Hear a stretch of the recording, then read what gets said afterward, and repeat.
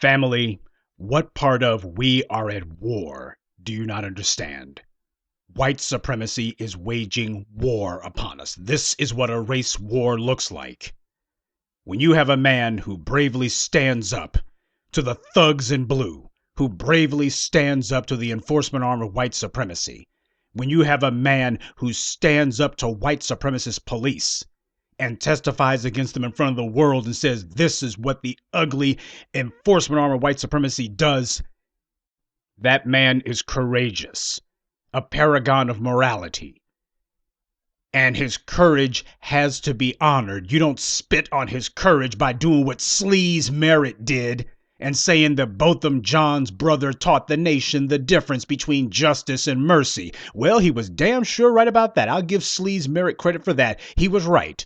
There is a difference between justice and mercy, because what happened Wednesday was not justice at all. And you see what the result is. The white supremacists understood clearly what was going on. They were getting the green light.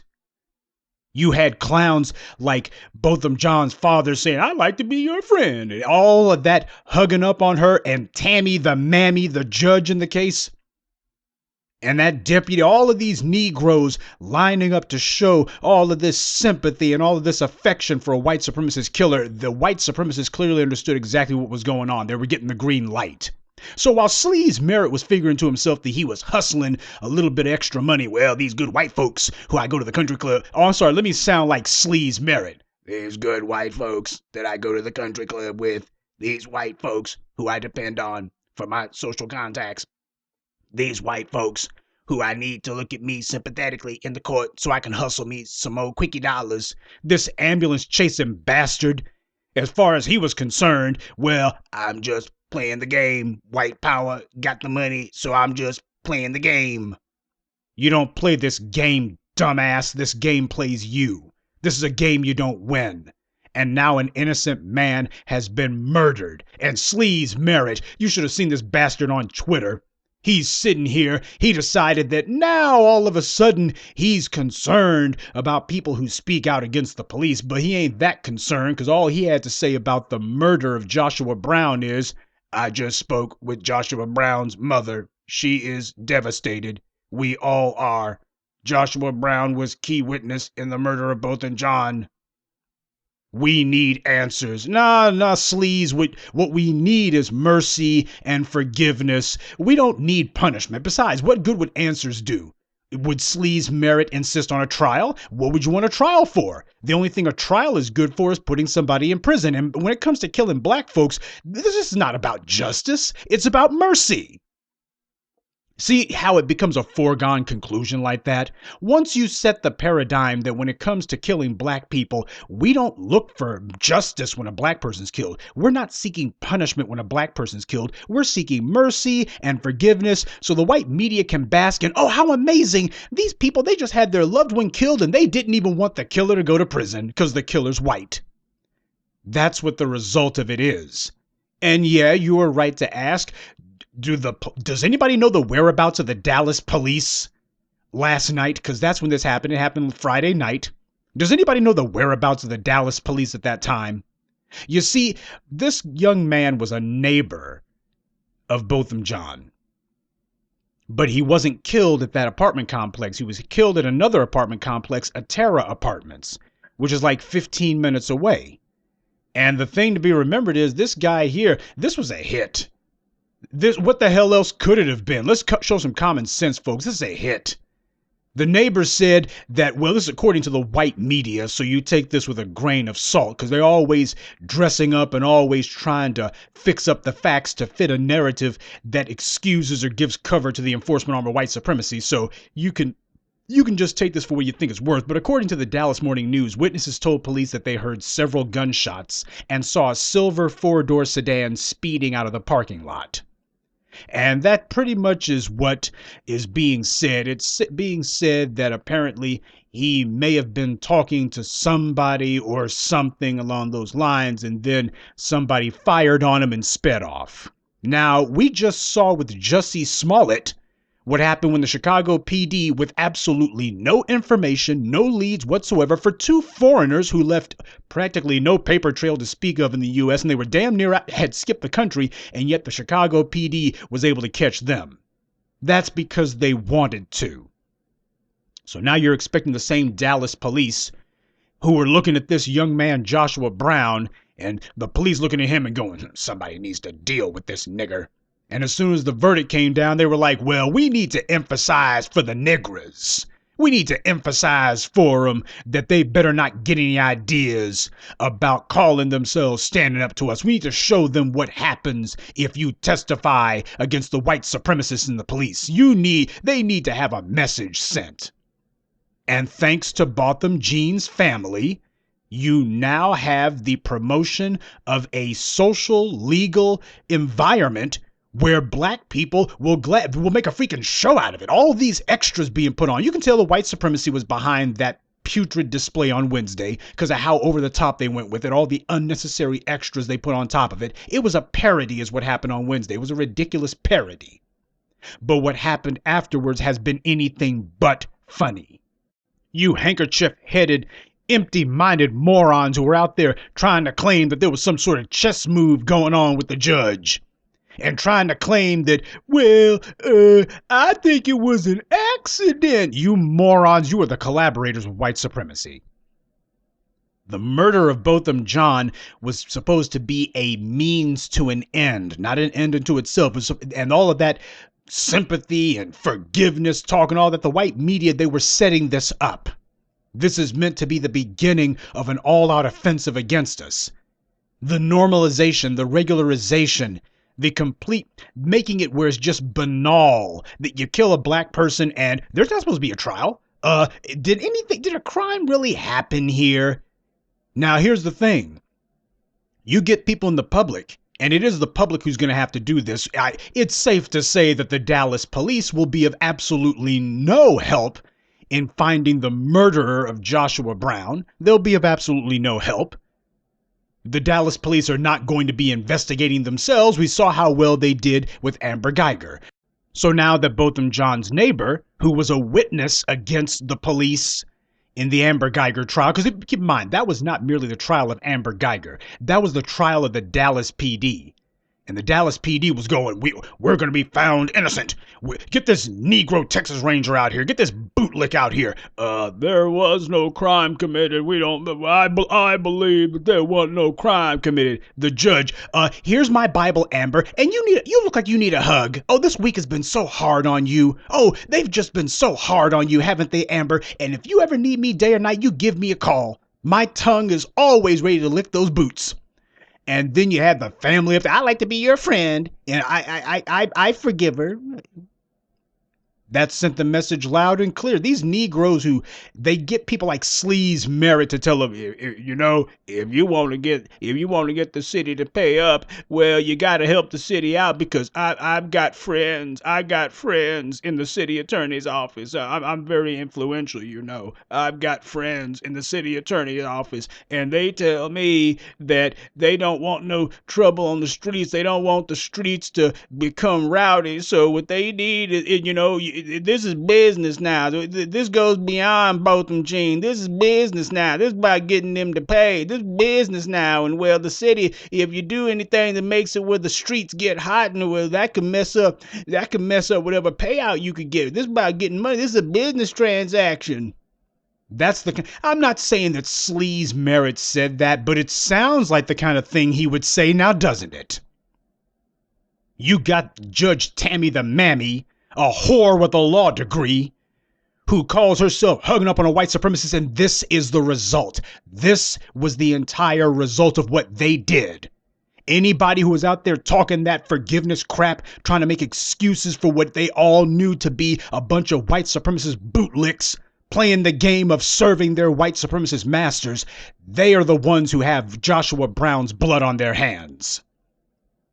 Now you have Joshua Brown, who's just been murdered too, and the police are sitting there going, yeah, kind of strange how that happened, huh? Maybe if he hadn't testified, maybe he'd still be alive today. That's the Dallas PD. Black folks need to understand they're going to have to take care of themselves as far as protection goes. Now, the good news is you are fully capable of protecting yourselves. The question is, are you going to be serious about protecting yourselves? And yeah, if somebody had mentioned that the killing of this Joshua Brown man seems very reminiscent of the murder of Nipsey Hussle, now doesn't it? Young man standing up to white supremacy in his city, and he's murdered under mysterious circumstances by individuals who clearly were following him. Nipsey Hussle, that fool who ran up on Nipsey Hussle, that wasn't just some coincidence. And in the case of Joshua Brown, if somebody had beef with Joshua Brown, doesn't it make sense that they would try to get him at his apartment complex? Why the hell would they get him at a totally different apartment complex damn near on the other side of town? Why the world would that be the case?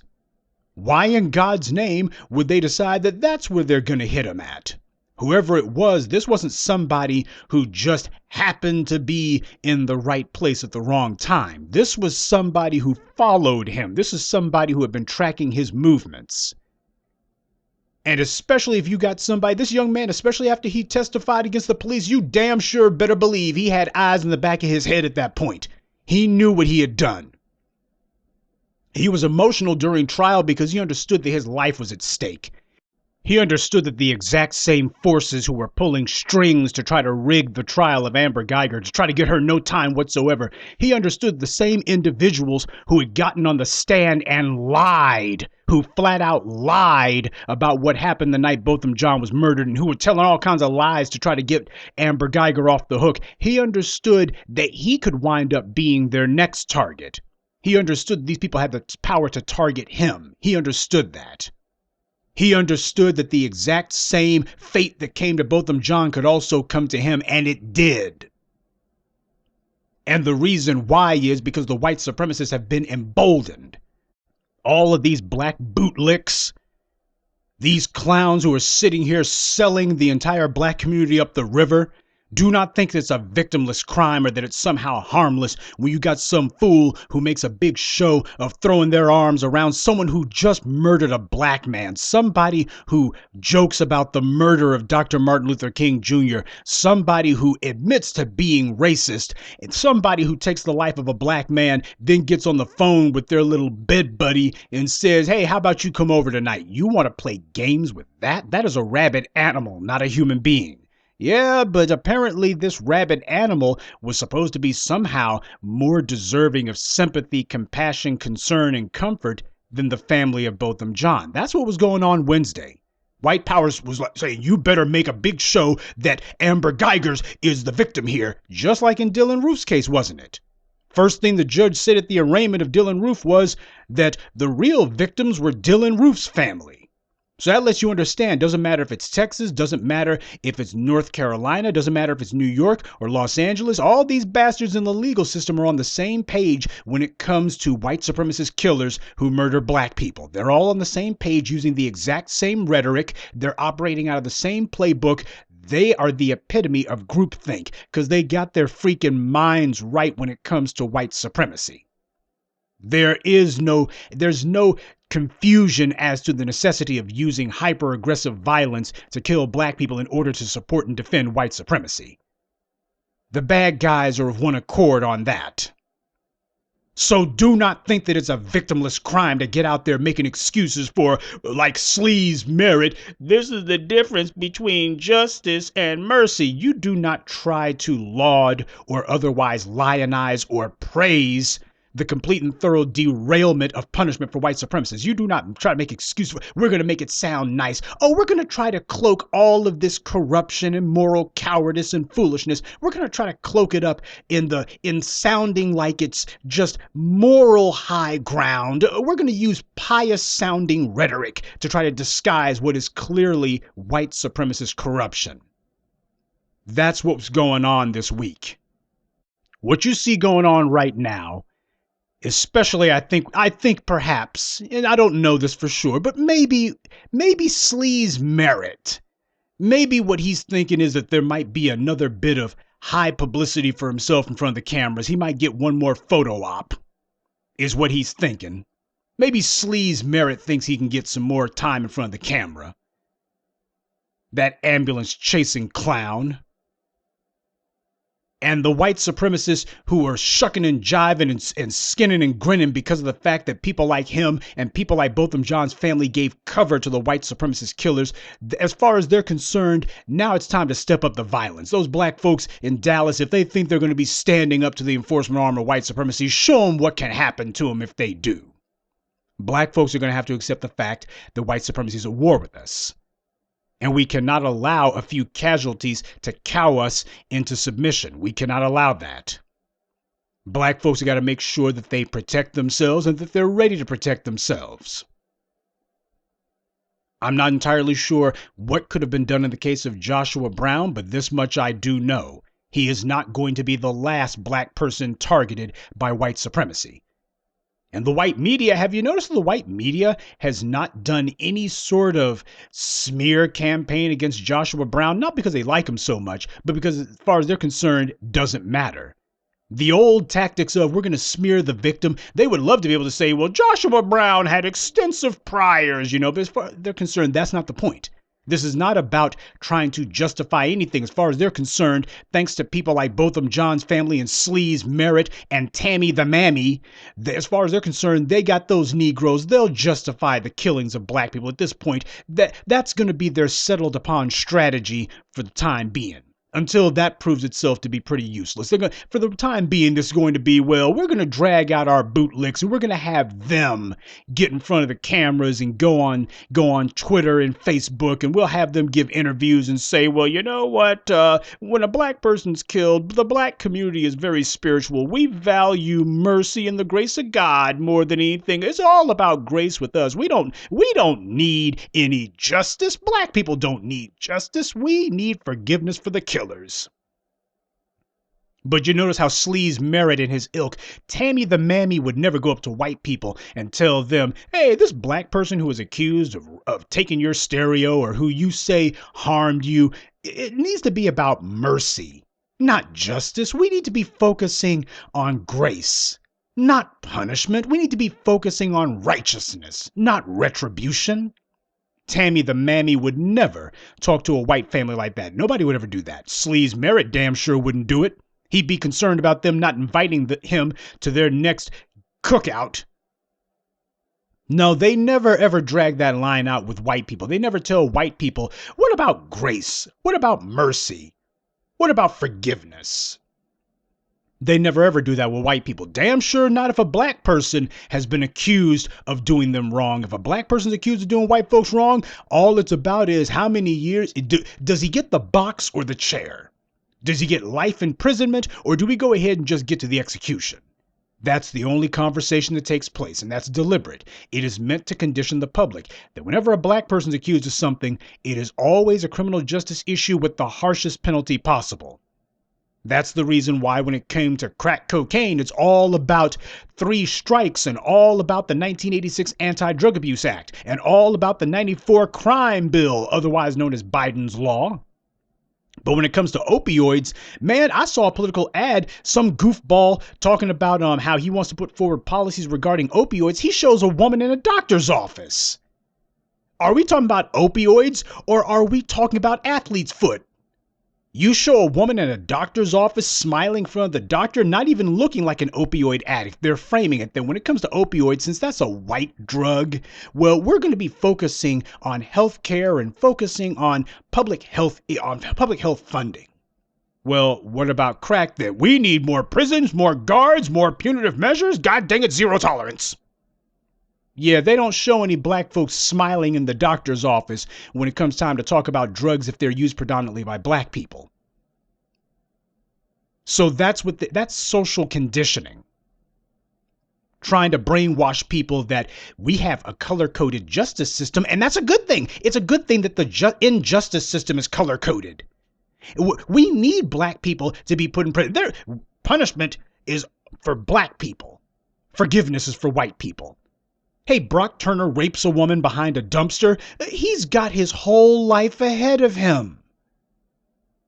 Meanwhile, you got a black man accused with no evidence whatsoever. Well, he needs to be in prison because if he didn't do this, well, he probably did something else. The murder of Joshua Brown could not be a more clear message if Amber Guyger had done it herself. This is the enforcement arm of white supremacy sending a message to the black community. The message is, okay, you guys have pushed our backs to the wall. And this week, we had some of our black bootlicks get out there and cheerlead for killing you, and we're gonna step up our efforts just to show you that, yeah, if you can testify against us and you can get us some of us put in prison, but a few others of us will be laying back in the cut waiting for you to go somewhere. We're not gonna do it at the scene of the crime where you testified, where you witness something. We're going to do it somewhere else just to show you that, yeah, we're following you. We're keeping tabs on you. We're tracking you. And yeah, we can ambush you at any moment. That's what the enforcement arm of white supremacy is trying to say with this. This is meant as an intimidation tactic. This young man was not killed as the result of anything other than white supremacy trying to send the black community a message. We are slowly but surely breaking the enforcement arm of white supremacy. In only a few short years, we've gone from you can't even get one of these white supremacist terrorists to be charged to, well, now you can get them charged, but you can't get a hefty sentence. It's a matter of, yeah, it's going to be easier for us to push for these bastards to get the harshest penalties under law. And what they're really scared of is if black people organize to the point where we start getting laws on the books to make sure that police receive the maximum punishment. Police want it where if anyone is even accused of harming a police officer, well, you're supposed to get first degree whatever. Well, in that case, then if a police officer has been charged with doing something, they're going to get the harshest penalty under law. I don't give a dang if it's jaywalking. He's going to do 25 to life for doing jaywalking. They're concerned about that. They're concerned about black people organizing and punishing the police culture of anti-black violence. That's what they're concerned about. Because they know that if you can have a police officer who can be successfully prosecuted for murder in Chicago, if it can happen there, it can happen anywhere. They're understanding that they're just losing more and more ground.